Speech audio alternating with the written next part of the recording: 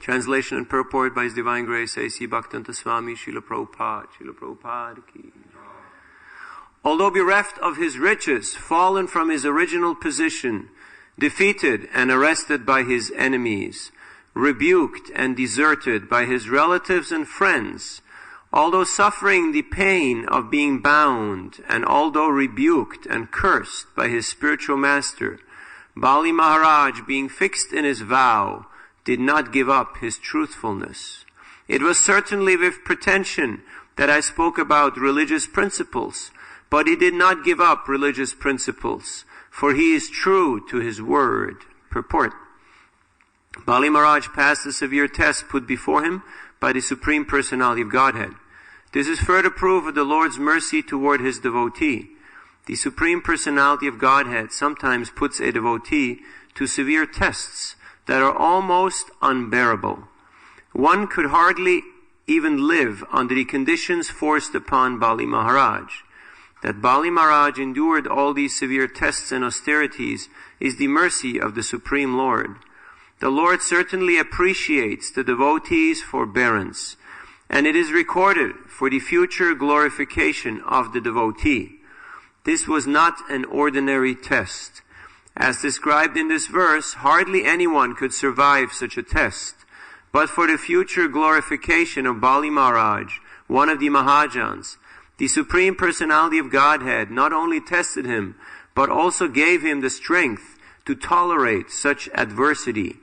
The Lord is so kind to his devotee that when severely testing him, the Lord gives him the necessary strength to be tolerant and continue to remain a glorious devotee. Kshinariktaschittastanat kshiptobadascha satrubhi gyatibhischa parityakto yatana manuyapito guruna barsita sapto jahau satyam nasuvratah chalairukto maya dharmo nayang tyajati satyavak.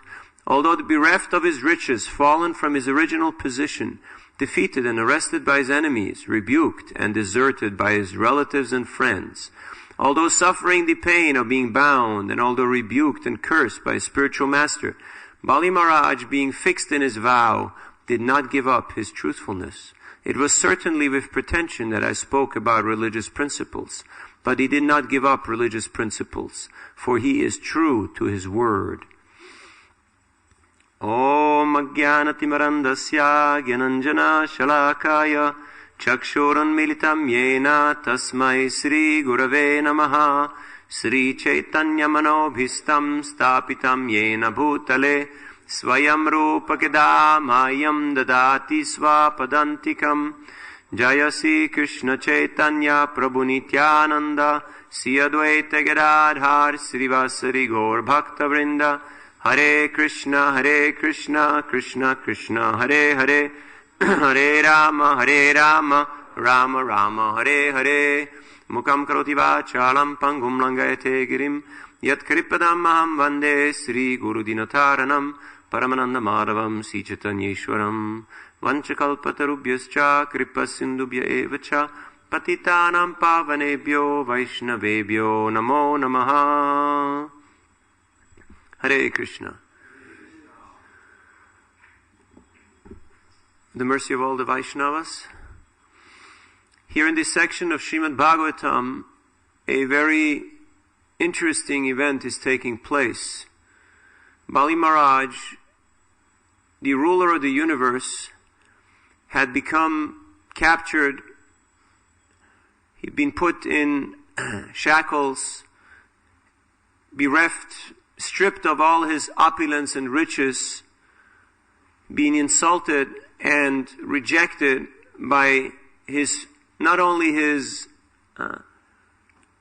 family members, but also by his spiritual master, humiliated by the Supreme Lord himself in front of his grandfather, Prahlad Maharaj. This is certainly a very difficult position, a very precarious situation, we can say. and nothing can compare to it. Srila Prabhupada explains in his purport that most people cannot survive under these conditions. Sometimes we're feeling some uncomfort or some discomfort. We're uncomfortable because of some situation. But we know life goes on. Matra sparshastu kaunteya sitoshna sukha dukkada agama painonityas tam sitiksha svabharata. The sun will shine again. Maybe not today, but maybe tomorrow. Maybe next month. We'll see. But the sun will come out again. But this test that Bali Maharaj had to face was unbearable, practically speaking. He was cut off from everything that was near and dear to him. His family, his friends, his relatives, his followers, his guru, his worshipful Lord chastised him severely and put him in shackles. Pretty much everything was going against him. I don't think anything that we've experienced in our lives can compare to the situation that Bali Maharaj was in. But he faced it in a very exemplary way. He did not moan. He did not complain. He did not point blame to other people. But he just took it. He just took it with style. And he accepted all the chastisement that was coming his way as a blessing of the Lord. Sometimes the Lord's mercy comes in the form of Mahaprasadam. Just like this morning, we attended Mangal Artik, and after that we got some famous Mangal sweets. So sometimes the Lord's mercy comes in form of special attention, praise, and we're very eager for that. But sometimes the Lord's mercy comes in another way that we're not so used to, or we don't appreciate it that much. It's called a tough love. But it is an acquired taste that has quite a sweet texture if we are learning the art of putting our nose to the grinding stone. I know it is no fun to be between the hammer and that hard place, but in the life of a devotee, times will come where a devotee is tested. Now, I'm not talking just a regular small test, should I go take a nap now? Should I eat a third plate of prasadam? Should I do this or should I do that? I'm talking about severe tests. Tests like these that Bali Maharaj was going through. When you lose everything, Srila Prabhupada mentioned in his own life, in relation to this verse, Tatenu kampam susamikshamana bunjana makritam vipakam ridat babubir vidadan namaste jivetiyo muktipade sadayabak. That when the Lord is very merciful and kind with a devotee, then He takes everything away from that devotee and puts him in a very difficult situation. Of course, eventually, he'll attain the Lord's lotus feet, which are the greatest boon, the greatest blessing for a devotee. But in the meantime, it looks pretty difficult. It feels pretty difficult. It is pretty difficult to bear. Because when we are outside of our comfort zone, we usually feel quite uncomfortable. We feel detached from our roots, from our usual habitat, our usual circumstance. And the mind contemplates, okay, what if this is now the new me? What if this is the new situation? Can we adjust to it? Can we handle it? Can we agree to live without our usual support systems? And that's why it is recommended for persons who are cultivating the spiritual path to travel and to put themselves in different situations, sometimes difficult situations, that ordinarily you would not like to put up with. If you're at home, this is not how things usually go. This is not very amusing. Just like we hear from Srila Bhaktisiddhanta Saraswati Thakur's travels. They would travel by train or by horse cart, by different types of means. Sometimes there was delays, there was no picking up. They would just camp in the train station. They just put a chadar on the floor and take rest in the train station. Have you ever taken rest in the train station in Paddington or in some other place? It's not something that we would entertain in our mind like that. If our pickup is late, then we get slightly irritated. But the Lord is putting these tests towards His devotees, severe tests, of losing everything, because the Lord wants to show the true glory of His devotees. And if they're not yet pure devotees, He wants to help them to become purified from any residue of attachments, of complacency, of comfort zone, because the Lord is very much merciful towards His devotees. And thus, He's pulling them, He's drawing them closer to Him. And whatever is between the Lord and His devotee, it cannot sustain. Whether it be our great opulence, our learning, our wealth, our beauty, even our success. If it is a hindrance, if it is between us and the Lord will remove it. So I'd like to speak today a little bit about the topic of tough love and surrender, which will appear in the life of every devotee in different ways. So the last 2 or 3 times that I was in the presence of my spiritual master, I was in the same room, I was serving him, and I felt fortunate, privileged to be allowed to do menial service. At the same time, I had a dissatisfaction that was growing in my heart, because not only did he not look at me, did he not speak to me, but he didn't even notice my presence. I was not existing. And now my mind grew slightly agitated, because I felt, hey, I have not seen you and you have not seen me for the past so many months, and I'm your disciple, so, look at me. Give me, hello, I'm here, okay? Do you see me? Give me a little reciprocation. This is your duty. You're my spiritual master. You're supposed to encourage me. And nothing. Zip, niet, nada, nichts. Just no look, no even acknowledgement of the least kind. So my mind was churning. Have I made any offense, or what is the lesson from this? So after a while of going through these, you have these different emotions that are coming up in you, and it's like hot and cold and hot and cold, and it's like these different types of conflicting feelings. I got a very deep, profound sense of satisfaction in my heart. I realized that now finally he has accepted me as a servant. Why? You do not have to entertain a servant. You don't have to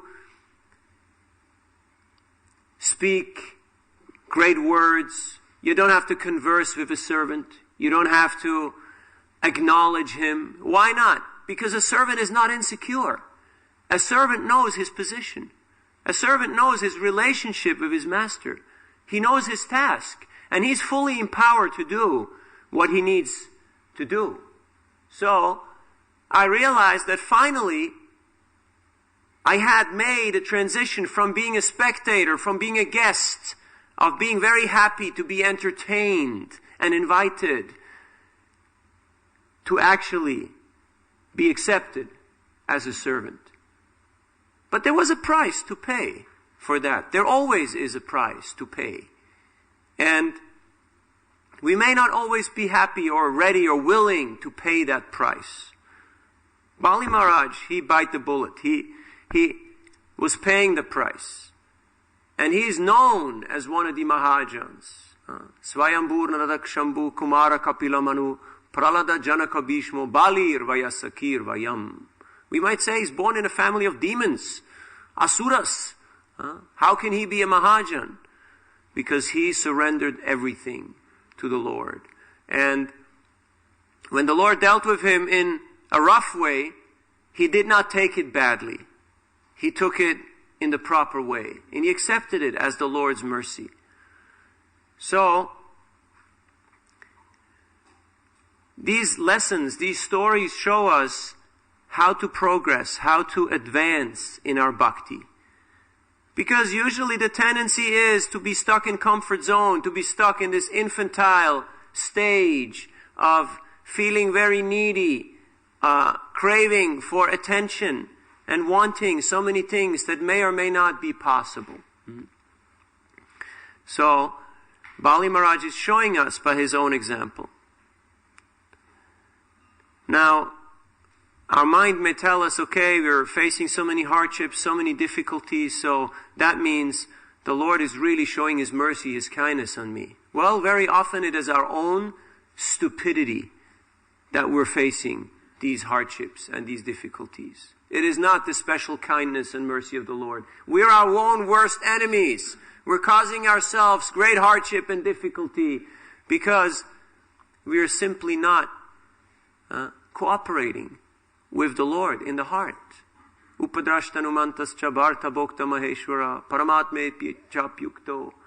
Krishna is there in the heart and He's guiding and He's sanctioning. But very often we refuse to follow the guidance. One time we were traveling from Switzerland to Germany, and you have to declare the books because the VAT is different. So you have to pay the toll for the books. But being young and being foolish, I thought, yeah, we're doing God's work here, so no need to pay. We're the good guys, so, we can let it slide. But then, the custom man was asking me anything to declare, and I said, nothing to declare. On a mission from God. Everything is perfect. And he said, open the truck. And lo and behold, there was 3,500 Mahabig and big books. And he said, what is this? So I was a little bit flustered and a little bit speechless that he called my bluff. And he was even less amused when he found the customs papers that were already filled out in the van. So he saw it wasn't just, hazard, a mistake, but it was premeditated. I was caught red-handed. So he brought me to the office, and there was 4 of them, and they really gave me a hard time. They were really drilling me and speaking in very harsh words. And I was trying to appease them. I apologized, and I had to do all the mudras, in verbal way.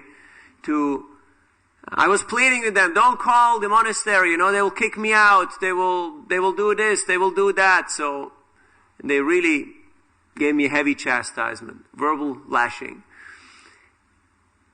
And then they made me pay the fine and the VAT, and then I drove on.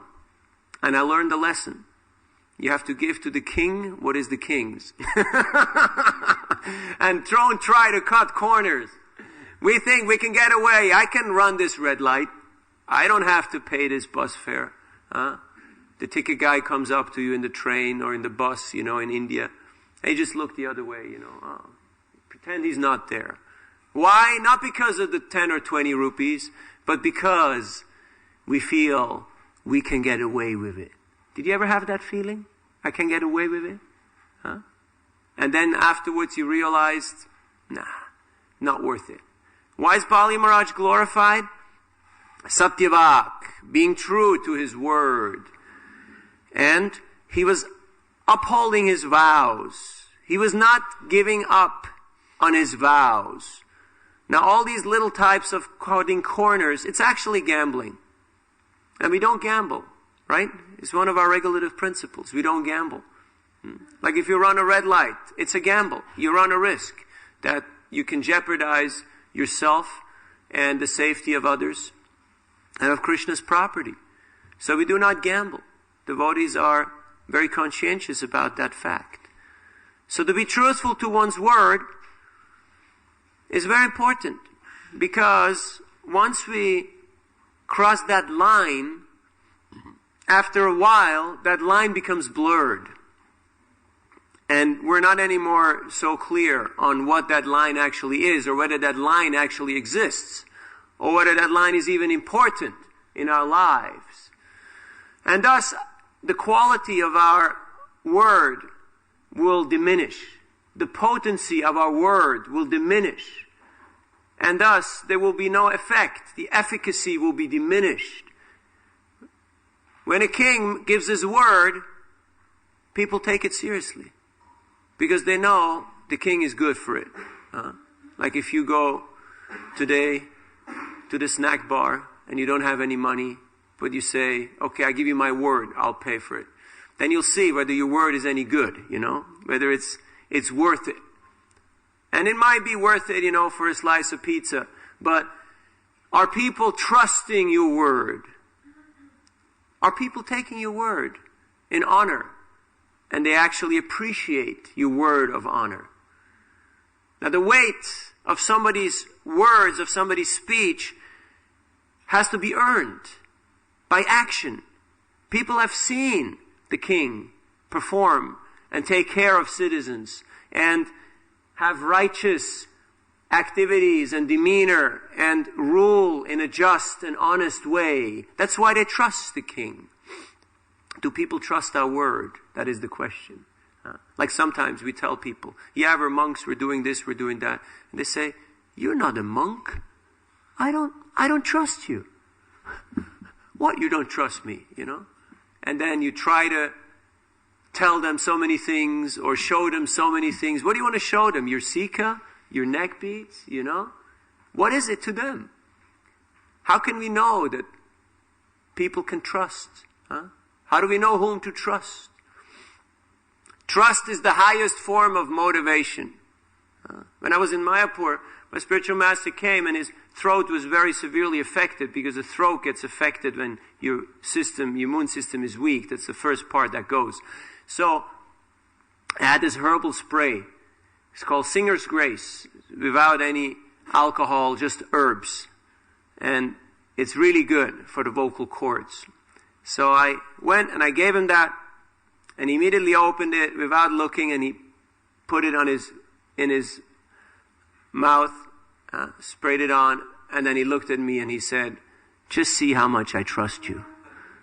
How much faith I have in you. And then we were both laughing like anything, because we knew it was a joke. But at the same time, the point was made that trust is very important. And it's the highest form of motivation.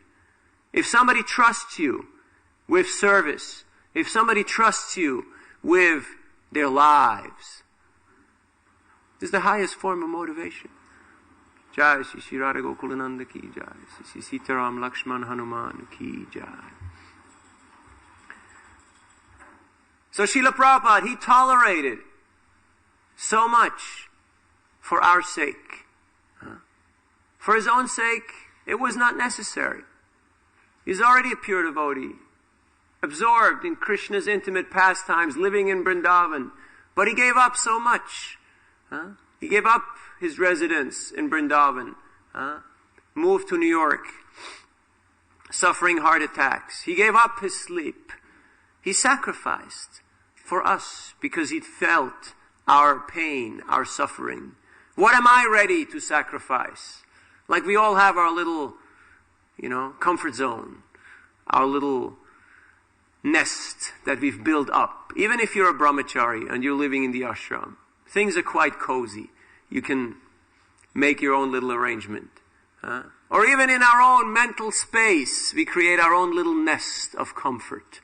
Our own little praise and self-glorification machinery keeps us alive. Are we ready to give up some of that, to sacrifice, and to go out, to experience some discomfort, some insult, some rejection, for the sake of benefiting others? Srila Bhaktisiddhanta Saraswati Thakur ordered each and every member of the Mat to go out and knock on 5 doors. Huh? Just speak to 5 people a day. Can we do that? I'm asking you. Is it possible to speak to 5 people a day? I think it is. Huh? And the world looks different. If I walk out into the world with the outlook of I like, I don't like, I like, I don't like, it's a miserable life. It's a terrible feeling. It's the platform of the mind. So when we try it out and we meditate on the mood of Prabhupada, what was his mood? What was his state of compassion that he was carrying? What hardships did he endure to spread Krishna consciousness? Just yesterday while traveling here, it wasn't a big hardship. Well, we picked up 5 perfections of yoga and took them with us. Why? Because it's the law, right? Always carry books. That's the law, right? You remember? Get books. Rule number, which one? Number 2, you have to get books. Because you can't distribute books that you don't have. So, I went a little early to the airport. And you know, you're at the airport, you already have your boarding pass, you already went through security. You're all legit. It's all yours. You're a passenger. You're authorized to be here. You know? And there's a lot of people who are delayed. And the first kid I met, you know, his flight was delayed by like 6 or 8 hours on his way to America. Had nothing to do. Teacher for special needs children from the US, working in the UK, figuring out what's the next move, what's going to happen in my life. And voila, ta-da, perfection of yoga. And he was like, I've been looking for something like this. I said, I know, that's why I'm here, you know. I just came here to bring you what you have been looking for. He didn't have any money, but he paid with his interest and with his sincerity. Sometimes you can give a small book like that. It's not a problem. Then the next person I saw, he was standing in a corner and he was looking on the billboard. And from far I could see this guy's got neck beads on. So I just went over to him and gave him a big hug. And he he's a Hungarian congregational devotee who worked for 8 years in Ireland as a therapist. He was on his way back to Hungary and to Bali. And he took the book and he said, you know, I just moved out of Ireland. I gave up everything. I gave away everything. I've got only what I have on me right now. And now I meet you. And he took the book. He gave a donation. He gave me his card. I already emailed him. He already wrote back, you know, this is a sign of Krishna. I have to get serious in my bhakti, in my spiritual practice. Then I went on the plane. And I was sitting there reading. And after a few moments, old man across the aisle behind me taps me on the shoulder and says, excuse me, sir, sorry to disturb you, but what you're reading there, is it Sanskrit or is it Hindi? I would like to know. He was really, you know, very polite. 82-year-old gentleman from England just went to bury his younger brother, his youngest brother, who is 72. He said he had a terrible habit. He was drinking. He was lost to alcohol. But he said, but he had a beautiful death. And how can you say he had a beautiful death? So he was very spiritual, following Saint Benedict. So we talked and we exchanged some mutual appreciation. And I gave him perfection of yoga, nothing big. And then he said, yes, I'd like to give you something, but it won't be very much. And he gave me 20 pounds. So, the people are looking. They're waiting. They're searching. The question is, where are we? So, if we're feeling, okay, I'm not ready for what Bali Maharaj is up for, you know, we might not be ready for that because we might just not survive. We might have a heart seizure. It's pretty intense what he went through. What we're looking for, some realistic surrender, something that's feasible, Something that we all can do without having to give up too much. So let's start with this. Talk to 5 new people every day. Just smile at them and say, Hare Krishna. Wonderful day today, isn't it? And you'd be surprised how many people will say Hare Krishna back to you. Because Krishna consciousness is very much accepted and appreciated, especially in these parts of the world, because of the tremendous sacrifice and endeavor that the devotees have made. So, the other day I was in Bali, not on the beach, but near the beach, and just as a clarification. And there was a young couple, and they bought 2 books, and then I looked at them. And they had tattoos, and they had a lot of metal in their faces. And I felt, these guys look too scruffy for Bali, you know. This is a posh family holiday destination. I asked them, what are you doing here? They said, if you want to know, we'll tell you. We're on our way to Australia and to Antarctica. We are going there to try to prevent the Japanese from killing the whales. So what they do is they go in a little boat in between those who are chasing the whales and trying to kill the whales. Can you imagine? You're between the whale and the hunters. So they're going down there to a very cold place, risking their lives for what? For a bunch of fish. Now what am I ready to risk my life for, you know? Am I ready to risk my life for anything? I have to give up this body anyway at one point in time. There is just no way of keeping it forever. Huh? So, I might as well voluntarily do something and sacrifice a little bit of my energy, exert myself a little bit for the mission of Chaitanya Mahaprabhu. So, there is a misconception that Sankirtan is begging, that we go out there to get something from the people. It is a misunderstanding, it is a misconception. Why? Because everything belongs to Krishna. So there's nothing for us to get because everything already belongs to Krishna. We're going out there to give people Krishna's mercy and to allow them to engage in Krishna's service. Bhaktivinoda Thakur, he went door to door. He was a high court judge. He was a district magistrate.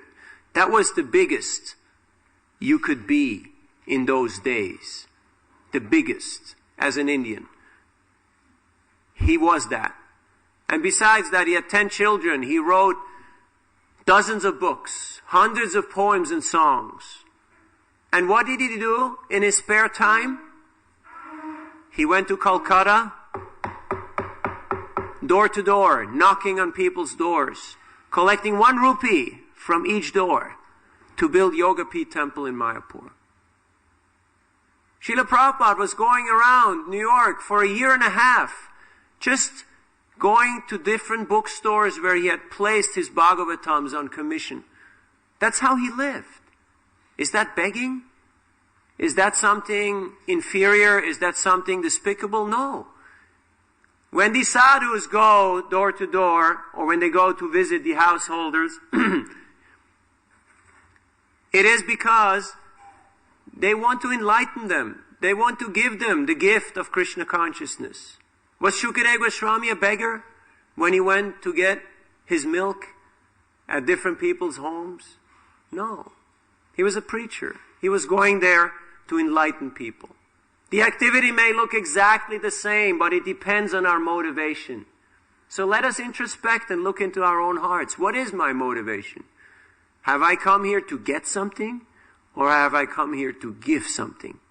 And it is a very stark contrast, because the people, they will reciprocate in a completely different way, depending on our attitude, depending on our motivation. Huh? So,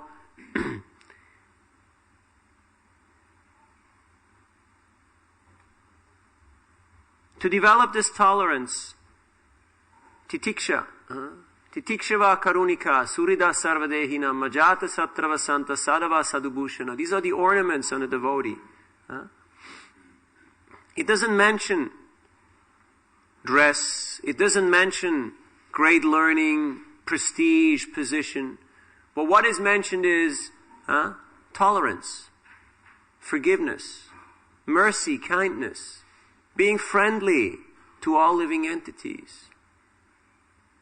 Then, spreading the holy name becomes very easy. When we can imbibe this mood of humility. But very often it is difficult because we become conditioned by our own mental state, by our own comfort zone. And even though we are faced with so many opportunities and we have so many options for surrender, very so often, I don't want to say how often, but very so often, we choose not to surrender. Why? Because we think, I can get away with it. I can manage just fine. But when crunch time comes, will I be ready? Can I bite the bullet? Can I actually surrender now? Because when we're at the moment of death, it's now. It's not that it is going to be tomorrow or second chance in a month from now. Not everybody's as lucky as Ajamil. For the most cases, that time is very specific. And then it is tested. Have I learned this practice of sweet surrender? Can I actually put my head down and say, yes, it's Krishna's mercy? So, to see the Lord's mercy in all these situations, whether they be success or failure, is a great gift. And we learn from our acharyas, we learn from the Mahajans, how to condition our mind to see things in such a way. So before we can pass the big test, we have to pass a few small tests.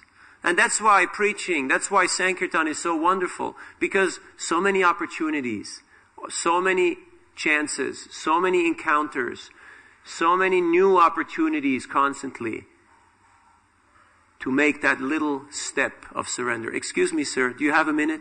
Sorry, can you hold this for a second? Can you look at this? Can you just say Hare Krishna? Please, can you please give a donation? It's a little surrender. And by doing those little surrenders, we learn to condition our mind to get ready for the big surrender. When it really counts. When bigger things are asked from us. The Dichi was asked for his body. They came and they said, we want your bones. Can you imagine? Somebody comes up to you today and says, sorry, excuse me, sir or lady, we need your bones. Can you please step out, for a minute? Because we need your bones, There's a very important mission here. Now we're very attached to our bones because, we've been feeding and exercising and keeping good health and, trying to look, if not beautiful, at least okay, respectable. My bones? I mean, that's a lot to ask before breakfast, Are we ready to give our bones? Well, I don't think so. Not at this point in time. Too many plans, too many ideas, too many desires in the heart, too many tickets already paid for, It would go to waste.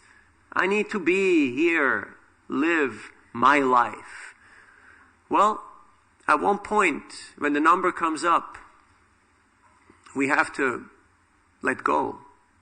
So that letting go and surrender is practiced through the process of Harinam Sankirtan. When Chaitanya Mahaprabhu with his associates, the Panchatattva, were spreading the holy name in Navadvip area, everybody was looking down the street. When will Gaur Nitai?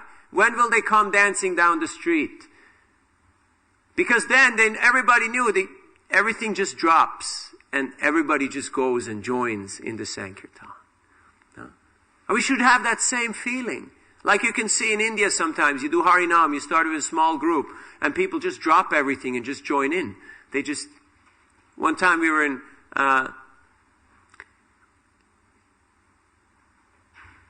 Gangasagar Mela, which is a very special event. I highly recommend it. A bit austere, but very enlivening.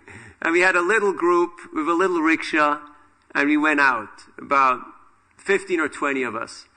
But like a snowball, we were picking up people as we were going to the beach. And we were just moving around like those, what do you call them? Tornadoes. They just pick up whatever comes into their vicinity. So you just pick up the people that are around, and it just becomes bigger and bigger. And at the end, it was about 500 people chanting and dancing along the beach. So, Bali Maharaj is showing to us how to surrender our life to Krishna.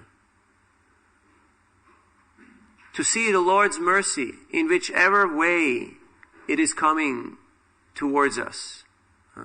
Some days it may be appreciable, in other times it may be very difficult, and it may make us quite sad, quite depressed, quite troubled.